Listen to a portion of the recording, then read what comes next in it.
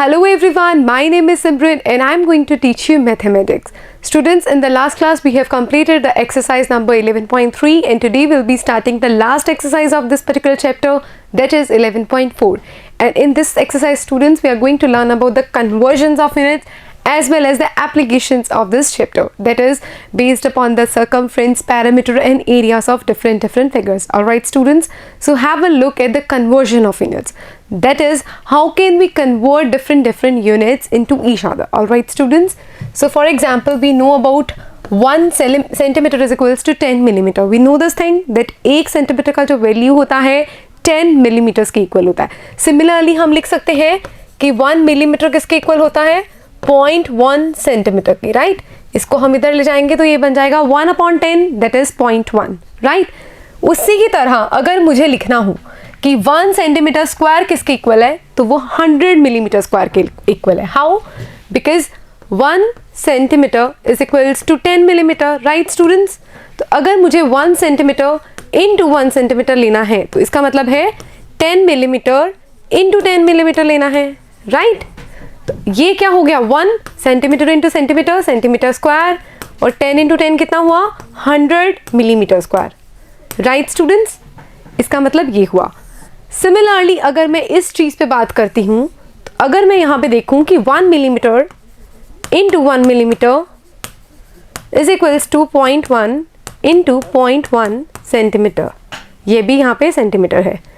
तो ये 1 into 1 millimetre into millimetre is millimetre square, right students. 0.1 into 0.1 कितना होता है 0.01 सेंटीमीटर स्क्वायर. और राइट स्टूडेंट्स, क्योंकि 0.1 का मतलब है 1/10, 0.1 1/10 that is 1/100 which is equal to 0.01, right students. तो इस तरह से हम यूनिट्स को कन्वर्ट कर सकते हैं, ठीक है. अब आप नेक्स्ट देखिए ये वाला 1 metre square is equals to 10,000 centimetre square. कैसे आया ये देखो, हमें पता है कि 1 मीटर किसके इक्वल है 100 सेंटीमीटर्स के. So 1 metre into 1 metre is equals to 100 centimetres into 100 centimetres, right students. So 1 metre square is equals to 100 into 100 10,000 centimetre square, ठीक है. इसीलिए हम इसको ये चीज़ लिख सकते हैं, राइट स्टूडेंट्स. जैसे 1 हेक्टेयर है वो 10,000 मीटर स्क्वायर के इक्वल है, क्योंकि 1 हेक्टेयर जो होता है, ठीक है, वो कितना होता है 10,000 मीटर स्क्वायर. इसको फैक्ट के जैसे याद करेंगे हम, ठीक है. 1000 मीटर स्क्वायर जो होते हैं स्टूडेंट्स वो किसके इक्वल होते हैं 1000 इंटू 100, बिकॉज हमें पता है कि 1 सेंटीमीटर किसके इक्वल है 100 मिलीमीटर स्क्वायर के. तो इसकी वैल्यू मैंने बस यहाँ पे लगाई है 1000. 1 सेंटीमीटर स्क्वायर का वैल्यू कितना है 100, तो 1000 into 100 1 lakh millimetre square, right students. Next 1000 centimetre square is equals to 0.1 metre square. ये देखिए कैसे आएगी, बिकॉज स्टूडेंट्स हमें पता है कि 1 सेंटीमीटर का वैल्यू कितना होता है 0.01 मीटर, राइट. इसका वैल्यू कितना है 0.01 मीटर. तो अगर मैं यहाँ पे 1000 से इसको मल्टीप्लाई करती हूँ, ठीक है, 1 सेंटीमीटर पहले इंटू 1 सेंटीमीटर किया तो 0.01 इंटू 0.01 मीटर स्क्वायर, ठीक है. तो यहाँ पे क्या आया students 0.0001 metre square which is equal to 1 centimetre square. अब यहाँ पे अगर मैं इसको 1000 से मल्टीप्लाई करूँ तो इधर भी मुझे 1000 से मल्टीप्लाई करना होगा. 1000 इंटू 1/1234 1234 मीटर स्क्वायर. 30 से 30 कटने के बाद 1/10 मीटर स्क्वायर बचता है. This is equals to 0.1 metre square. So 1000 centimetre square is equals to 0.01 metre square, right students. तो किसी भी यूनिट को अगर हम कन्वर्ट कर रहे हैं तो हमें किस तरह से कन्वर्ट करना है अभी हमने जस्ट वो चीज़ देखी. फॉर एग्जाम्पल स्टूडेंट्स ध्यान दीजिए, अगर मैं बात कर रही हूँ 100 metre square 1000 metre centimetre square की, तो हमें पता है कि 1 सेंटीमीटर स्क्वायर किसके इक्वल है 100 मीटर स्क्वायर के मिलीमीटर स्क्वायर के, राइट स्टूडेंट्स. 100 मिलीमीटर स्क्वायर के अगर ये इक्वल है तो 1000 सेंटीमीटर स्क्वायर का वैल्यू कितना आ जाएगा, इसको 1000 से मल्टीप्लाई करेंगे that is 1 lakh millimetre square, right students. इसी तरह से ये भी चीज़ हमने अभी देखी एग्जाम्पल्स में कि अगर हमारे पास 1000 सेंटीमीटर स्क्वायर है और 1 मीटर स्क्वायर का वैल्यू अगर है 0.01, ओके, इनटू 0.01 मीटर स्क्वायर, तो फिर इसका मतलब क्या आएगा, 4 zeros। अभी देखिए लास्ट क्वेश्चन में हमने यही सीखा था, ठीक है। तो 4 zeros, तो ये 3 और 3 कैंसिल हो गए, तो 0.1 that is 0.1 metre square. All right students, तो ये कन्वर्शन ऑफ यूनिट्स हैं जो फर्दर आपको यूज होंगी, ठीक है। तो अब हम एक क्वेश्चन देखते हैं based upon the applications of different formulas, right students. So that particular question is a rectangular park is 45 metre long and 30 metre wide. मतलब एक कोई भी रेक्टेंगुलर पार्क है जिसका हमें डायमेंशन दे रखा है 45 into 30 metre, right students. A path 2.5 metres wide is constructed outside the park. अब ध्यान दो, जो पार्क है वो ये है, जिसका मतलब क्या है मेजर 45 इंटू 30 मीटर्स। अब बोला है कि उसके जो आसपास है, उसके आउटसाइड जो है वो कितने विड्थ का, 2.5 विड्थ का एक पाथ बनाया है, ठीक है, काइंड ऑफ दिस, ठीक है, दे ही रखा है। आप देखिए ये 45 है, ये 30 है और 0.25 मीटर विड्थ का एक पाथ बनाया है। तो अब हमें उस पाथ का एरिया बताना है कि उस पाथ का एरिया कितना होगा। फर्स्टली स्टूडेंट्स, इस क्वेश्चन को करने के लिए आपको 2 एरियाज निकालने हैं, ठीक है, दो तरह के एरियाज निकालने। फर्स्टली हमें ये एरिया पता होना चाहिए कि इसका एरिया कितना आना है, ठीक है। इसमें हमें डायमेंशंस दे रखे हैं कि ये 45 है लेंथ और ब्रेड्थ कितनी है 30, और हमें इस पूरे का पता होना चाहिए। हम अगर इस फुल में से ये वाली चीज़ को माइनस कर देंगे तो बचेगा क्या, ये वाला एरिया बचेगा ना, ठीक है। और यही एरिया हमें पूछा गया है कि जो हमें क्या बताना है, पाथ का एरिया बताना है। तो इसके लिए हमें ये वाला एरिया भी पता होना चाहिए, इसकी डायमेंशंस पता होनी चाहिए और इसकी डायमेंशंस पता होनी चाहिए। इसकी डायमेंशंस तो हमें ऑलरेडी पता है कि 45 इंटू 30 है, बट हमें ये नहीं पता कि पी क्यू की वैल्यू क्या है और पी एस की वैल्यू क्या है, बट वो भी हम फाइंड आउट कर लेंगे बहुत ईजिली। स्टेप बाय स्टेप हम इस क्वेश्चन को फर्स्टली करते हैं कंप्लीट, ठीक है। फर्स्टली स्टूडेंट्स, हम क्या निकालते हैं, पार्क का डायमेंशन। पता है हमें पार्क का डायमेंशन क्या है, लेंथ कितनी है 45 मीटर्स, ब्रेड्थ कितनी है 30 metres, right students. So firstly will find the area of the park, that is ABCD। So area of park ABCD is equals to length into breadth, right students। Length कितना है इसका AB, breadth कितना है AD, that is 45 into 30, right। 45 कितना है students, AB का value है 45 metres, AD का मतलब है 30 metres, right students. So 45 into 30 is equals to 1350 metre square. ये तो आ चुका है ABCD पार्क का एरिया, कितना 1350। ये तो अंदर वाला एरिया है। अब हम पूरा एरिया निकालेंगे कंप्लीट रेक्टेंगल का। कैसे निकालेंगे, उससे पहले हमें पता होना चाहिए कि PQ क्या है और PS क्या है। अब ध्यान दो स्टूडेंट्स, PQ किसके इक्वल है, यहां से ये चीज जो ये विड्थ आ रही है ना, यहां से अगर यहाँ पे यहाँ तक की विड्थ अगर मैंने ले ली, उसके बाद AB का लेंथ, ठीक है, उसके बाद फिर से ये 2.5, ठीक है। तो बेसिकली 2.5 प्लस 2.5 प्लस 45, ठीक है, 2.5 plus 45 plus 2.5 that is equals to 50 metre. ये 50 मीटर तो क्या आ रहा है स्टूडेंट्स, PQ, ठीक है। और अब ये PS क्या आ रहा है, देखते हैं ये कि what is the value of this PS।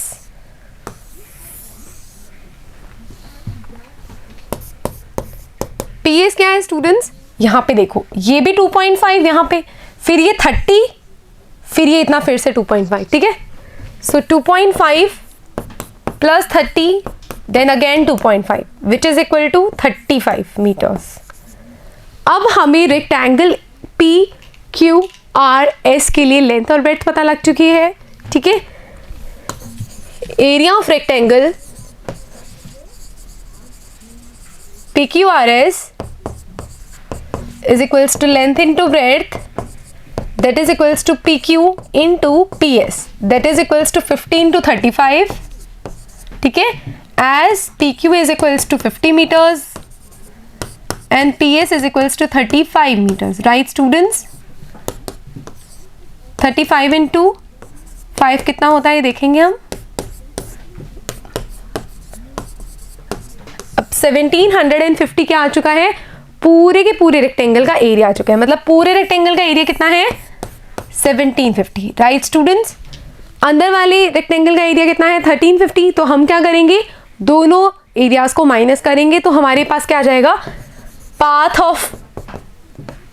Path का एरिया। ठीक है students. So area of path is equals to area of PQRS minus area of ABCD. So students, it is 1750 minus 1350, which is equals to 400 meter square, and this is the required area of the path. All right students, this is your first example based upon the exercise 11.4. Looking at the next example students, अब यहाँ देखिए, a path 5 meter wide run along inside a square park. अब क्या है, वही path एक park के अंदर है। ठीक है, ये जो है स्टूडेंट्स, ये वाला पूरा एक साइड है, this is also a side, this is also a side, this is also a side of park. तो मतलब जो ABCD है ये है पार्क की बाउंड्रीज। ठीक है स्टूडेंट्स, ये पार्क की बाउंड्रीज है और हमें पता है कि AB किसके इक्वल है 100 मीटर्स की, राइट। अब हमें बोला गया है कि ये जो पाथ है ना, इसकी विड्थ कितनी है 5 मीटर। ठीक है, ये अब पार्क के अंदर है। Find the area of the path, हमें अब पाथ का एरिया बताना है। ठीक है, find the cost of cementing it at the rate of 250 rupees per 10 metre square. ठीक है, अब इस क्वेश्चन में स्टूडेंट्स ये तो पाथ का पार्ट है, इसके लिए तो हमें पहले एरिया पता होना चाहिए। ठीक है, पहले हम will work on the area of the path, कि एरिया ऑफ पाथ कैसे निकालना है। ठीक है, अगर मुझे कंप्लीट रेक्टेंगल, कंप्लीट स्क्वायर का एरिया पता है और मुझे अंदर वाले स्क्वायर का एरिया पता लग जाए, तो उन दोनों को माइनस करके मैं इस पाथ का एरिया निकाल सकती हूँ ना, राइट। अब फर्स्ट स्क्वायर का तो मुझे पता है कि ये कितना है 100 मीटर्स, अंदर वाले स्क्वायर का मुझे नहीं पता कि इसका डायमेंशन कितना है, लेकिन लास्ट क्वेश्चन के जैसे मुझे इसका विड्थ पता है कि कितना है, किसका, इसका विड्थ पता है, इसका विड्थ पता है कि ये भी 5 है और ये भी 5 है। तो मैं इस तरह से अंदर वाले जो साइड है उसका मेजर निकाल सकती हूँ ना, उसके डायमेंशंस निकाल सकती हूँ बहुत इजीली। सो फर्स्टली स्टूडेंट्स, हम इसी क्वेश्चन पे वर्क करने वाले हैं। ठीक है,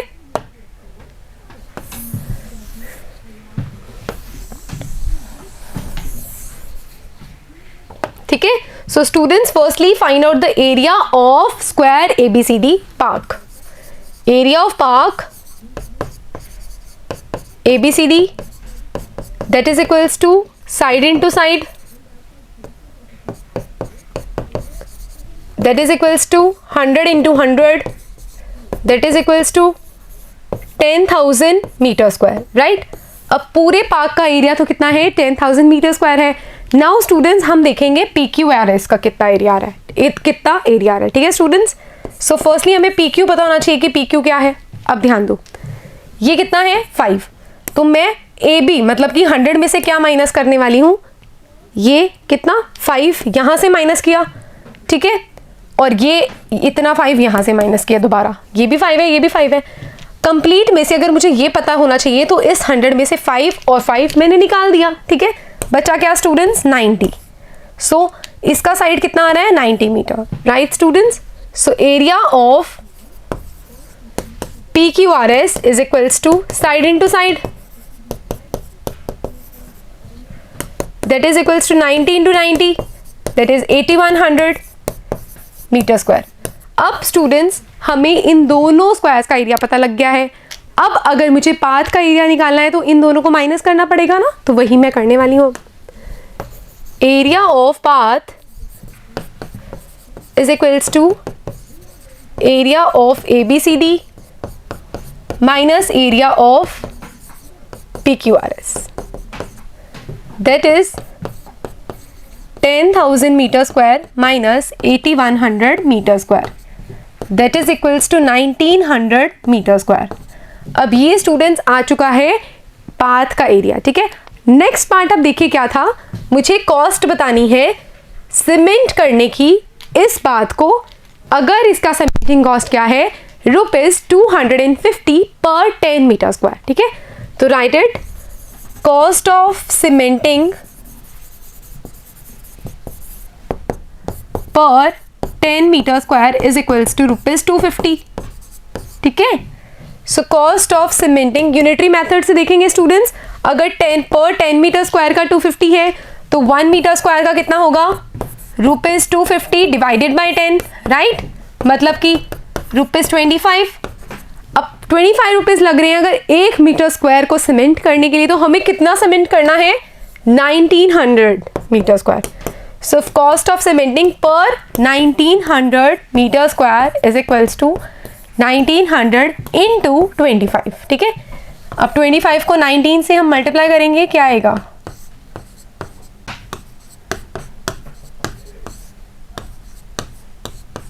ठीक है,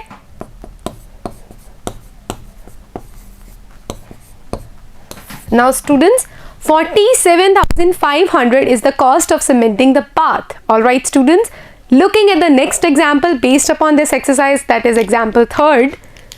Two crossroads, each of width 5 meter, run at the right angles to the center of the rectangular path of length 70 meter and breadth 45 meter and parallel to its sides. Find the area of the roads. Basically हमें roads का area निकालना है. roads के कौन कौन सी हैं students?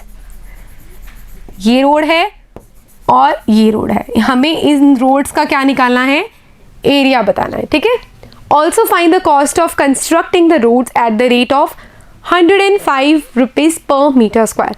Students firstly तो question में मेंशन क्या है कि दो क्रॉस रोड्स है, मतलब जो एक दूसरे को क्रॉस करके जा रही हैं. ठीक है, जिनका विड्थ क्या है? विड्थ पता है हमें 5 मीटर्स है. राइट स्टूडेंट्स, अब वो राइट एंगल के अलोंग जा रही है, मतलब 90 डिग्री के अलोंग जा रही है. ठीक है, किससे?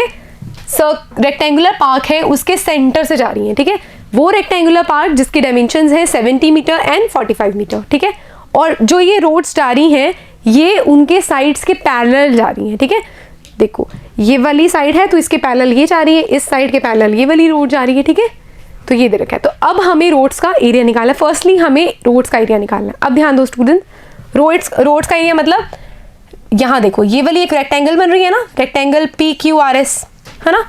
अगर मैं इस रेक्टेंगल का एरिया निकाल दूँ PQRS का, और ये EFGH रेक्टेंगल का एरिया निकाल दूँ और इन दोनों एरियाज को प्लस कर दूँ, तो एरिया ऑफ रोड आ जाएगा ना, रोड्स का एरिया आ जाएगा. लेकिन ध्यान दो इसमें जो ये वाला पोर्शन है दैट इज KLMN. ठीक है, ये 2 बार ऐड हो रहा है ना, 2 बार ऐड हो रहा है क्योंकि इसके अंदर में भी मैंने ये ऐड कर लिया और इसके अंदर में भी मैंने ये ऐड कर लिया. तो एक बार इसको इस वाले ये क्या बन रहा है? स्क्वायर बन रहा है KLMN. ठीक है, इसको हम माइनस कर देंगे ताकि हमारे पास एग्जैक्ट एरिया आ जाए रोड्स का. ठीक है, ये तो हमने कंसेप्ट समझ लिया कि एरिया ऑफ रोड्स निकालना कैसे है.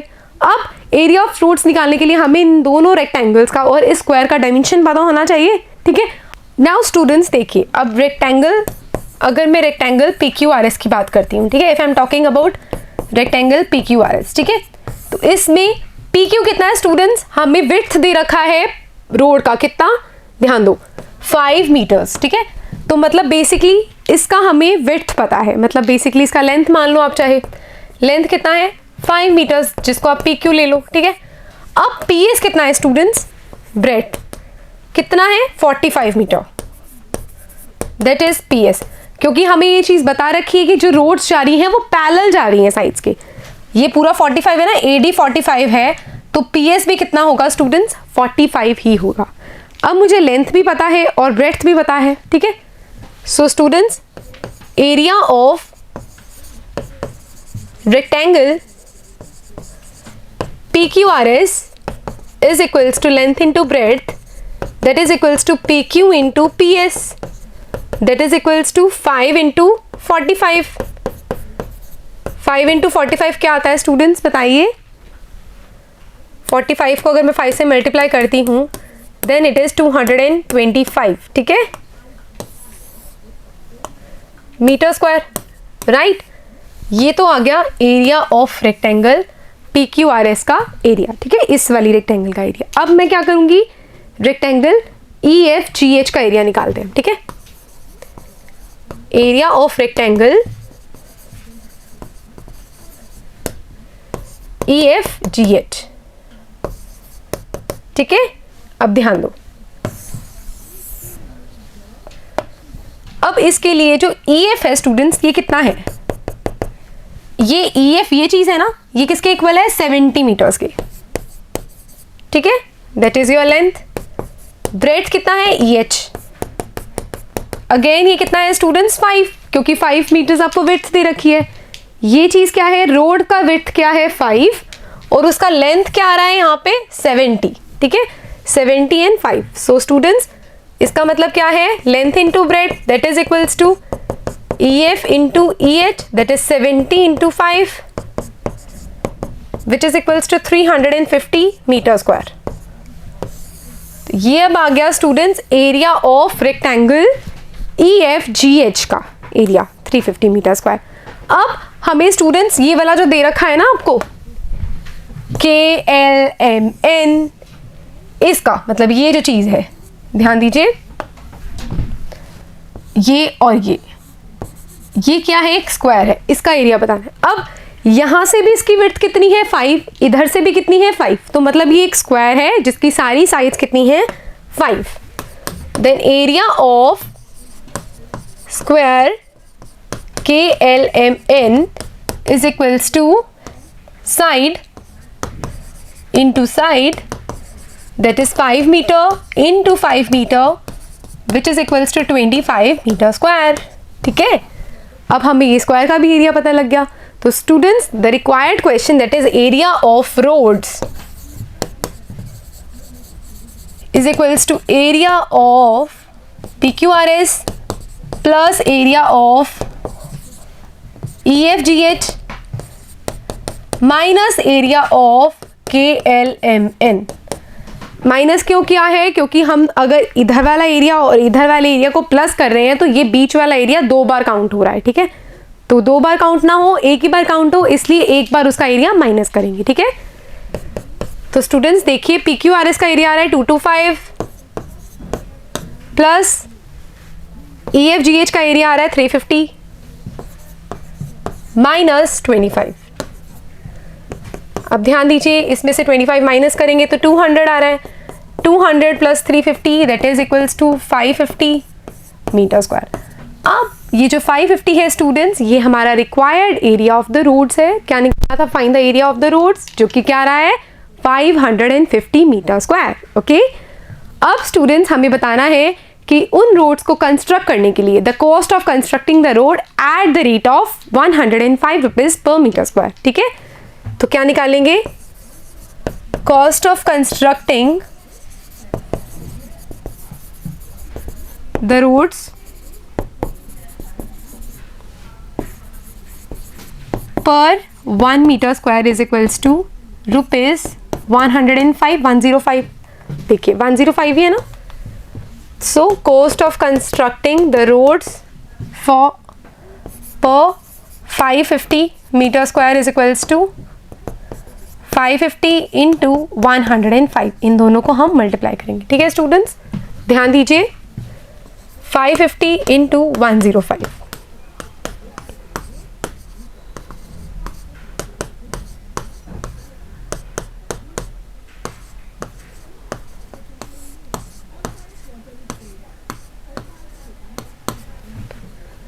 So students rupees 57,750, ठीक है। That is rupees 57,750, okay. ये वो आ रहा है, कॉस्ट आ रही है किसकी? रोड्स को कंस्ट्रक्ट करने की। ऑल राइट स्टूडेंट्स, इसी के साथ जो हमारी एक्सरसाइज 11.4 है इसकी एग्जाम्पल्स कंप्लीट होती हैं। In the next class, students will be doing the questions based upon this particular exercise, that is the applications of perimeter and area. All right, students, have a nice day to all of you. Bye-bye.